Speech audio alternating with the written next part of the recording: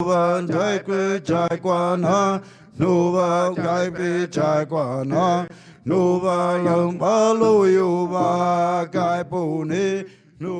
down to bring some clothes and some medicine to the Indians. Part of our mission is to talk to the Indians about growing medical marijuana on the Indian reservation. We're pulling out right now, following the car in front of us. It's 1 in the morning and we still have a 6-hour drive in front of us. And the reason we've got to drive all night is we've got to be there in the morning to meet the Indians with the pack horse. And if we miss the pack horse for any reason, the helicopters only fly on Mondays. We're just pulling out of Kingman, Arizona. This was our last chance to get gas for 120 miles. And so that means 240 miles round trip on one tank. We'll set the odometer right now. The sun's coming up at 6 in the morning. We're an hour from the edge of the canyon. Hopefully we're gonna see a bunch of elks and who knows what other wildlife as we cruise through the forest coming up. We're almost there and then we have a 7-mile hike to go. There's no Hopi people. Hopi just means the peaceful people or the peaceful way. And it's made up of a bunch of different clans that live on these 3 mesas. And their village, the Hopi village, is completely surrounded by the Navajo Nation. So they're the only Native American nation that doesn't have any common borders with the United States of America. So see, they don't want to get separated. Oh yeah, look at these guys. Oh, and there's the buck to the left. Man, he went down. Don't get scared. Don't get scared, bro. Yeah. Oh, watch, he's gonna jump the fence. Whoa. Right now we're driving into the very beginning of the Grand Canyon. The walls start to rise above us. We can only drive so far before we'll reach Hilltop, and there's the stables where the Indians leave their horses. The main source of income for the Supai people is packing people in and out of the canyon.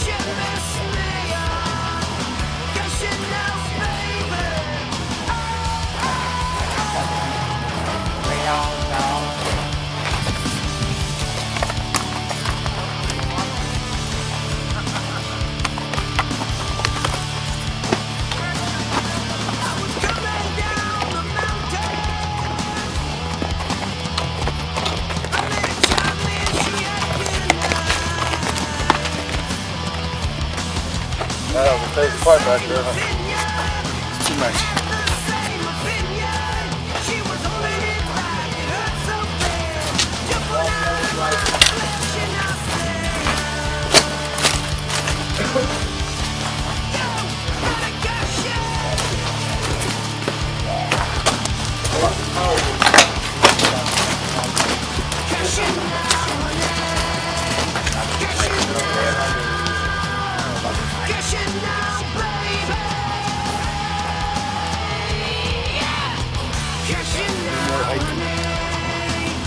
Research.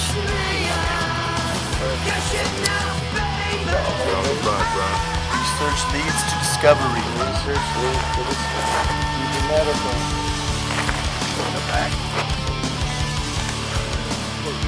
Escort. Hey!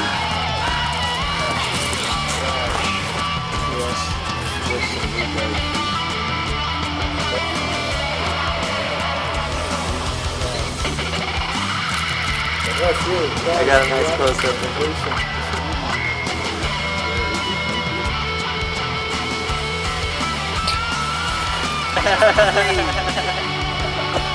You just fly like you're on the moon or something.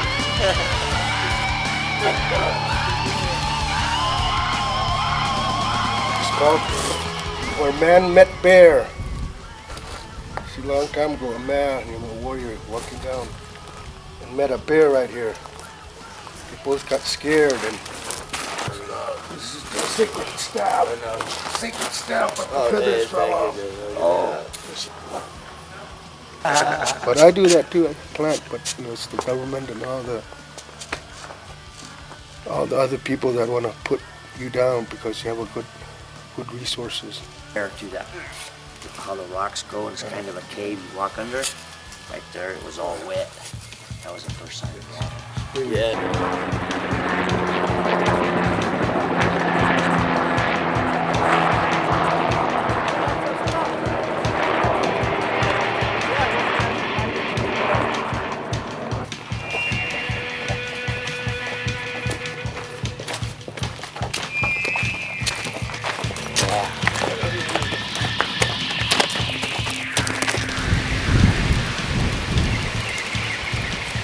Fucking up my camera.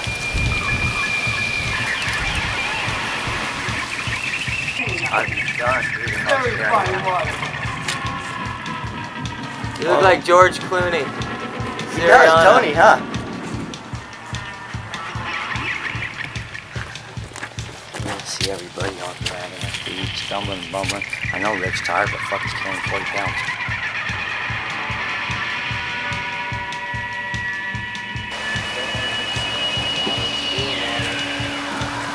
Back this one, Brian. All right, let's do it. Yeah. Do I do it?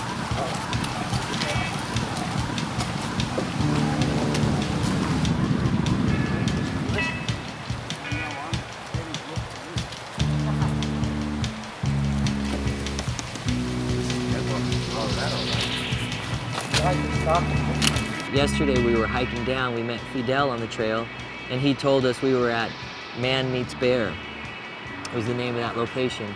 And a lot of these rocks or things that features in the canyon that stick out and are real unique have stories behind them so that you can then later talk about, oh, what street you were on when something happened or where you were when something happened.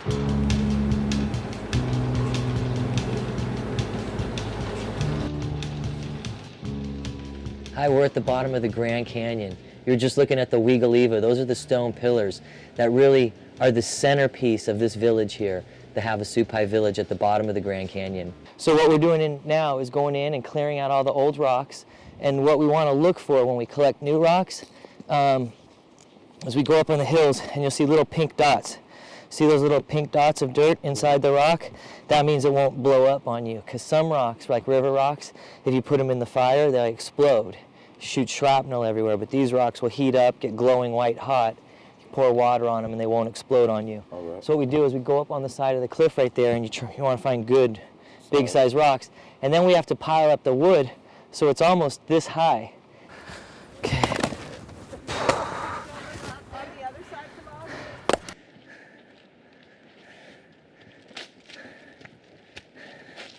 And these are arrow weeds right here.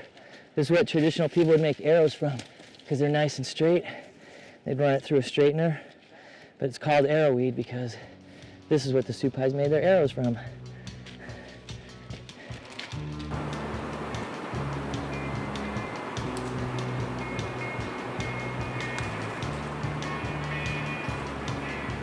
If we see a low-hanging branch, we can knock it down and break it so that a couple months from now, when that branch dies, someone goes to build the sweat lodge, that wood's already there for them. Whoa. I've got a couple piles a little farther back. Let's grab this one branch and pick up those other piles. That's the Hetchkema Sweat, and we're heading right now down to Navajo Falls. When I was a kid, you could walk right over this. This was just ground. And yes, there was water running under there, but what was happening is the ground itself was soaked. So in 1993 or 91 or 89, whenever there was these big years of the big floods, at one of those years, this whole ground washed away to create this entire new canyon wall. This brand new canyon wasn't even here. The river was only on the other side. And now it splits and goes into two parts. And right over there is Navajo Falls.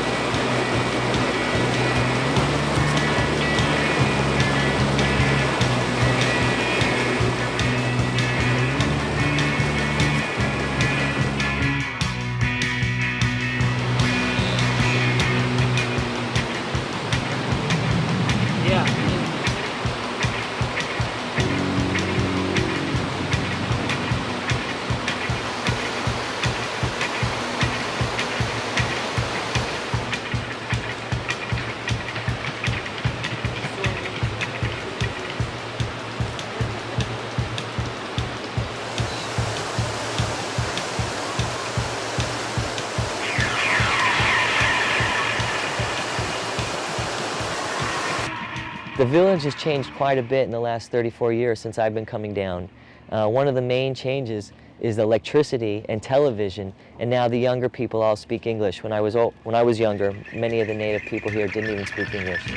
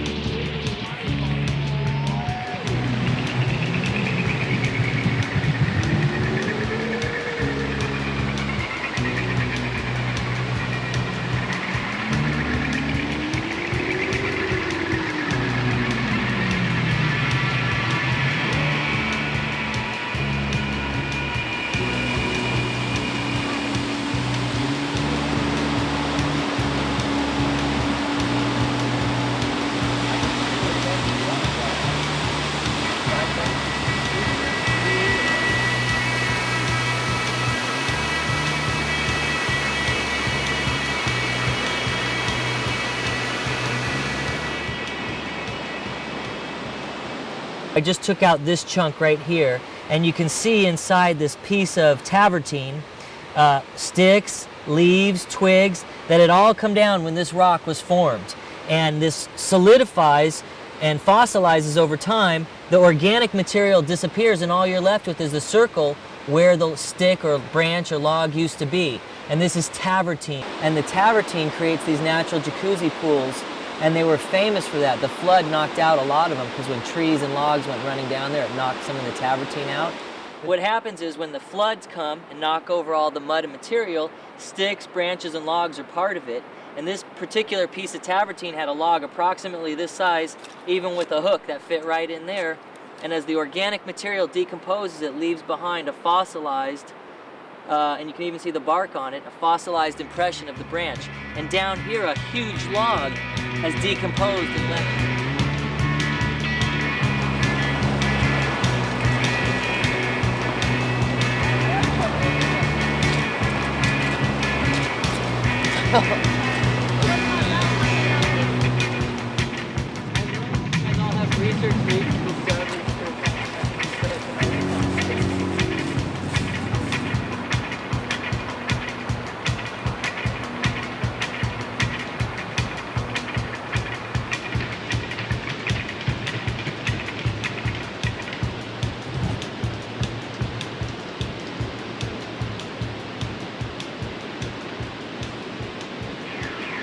What you're looking at is a bawila. Ba is the Supai word for man. Their word for the creator is Ba Giova. He's got his winter coat on.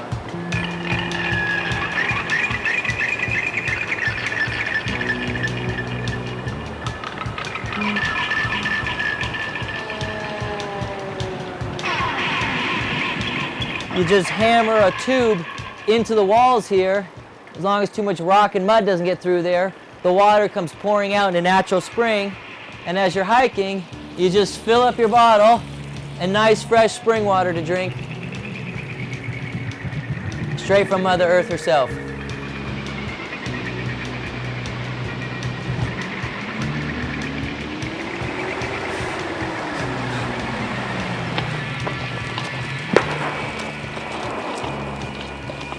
Turn left.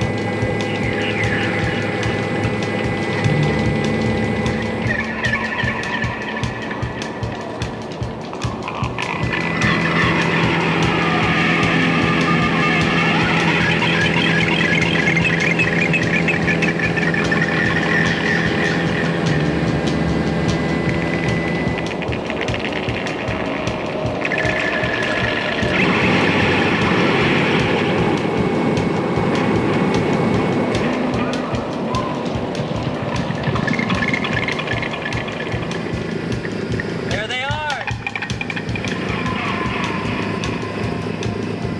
There's our friends. See them? Yeah, we got them coming up to the top.